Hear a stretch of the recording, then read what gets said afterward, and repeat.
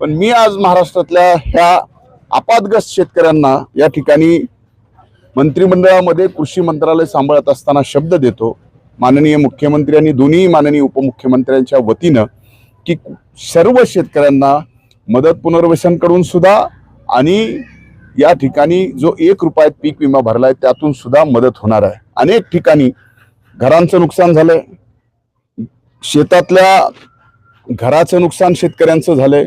आज ज्या शहरी भागामध्ये मी फिरतोय तिथे घराचं नुकसान झालंय, सामान पूर्ण गेलेलं आहे, जनावरं वाहून गेलेले आहेत, त्याचबरोबर आज घरातलं राशन तिथं नाहीये, कसलीही व्यवस्था नाही। ती व्यवस्था सुद्धा आम्ही काही तासात या ठिकाणी शासनाच्या वतीनं उभी करतोय।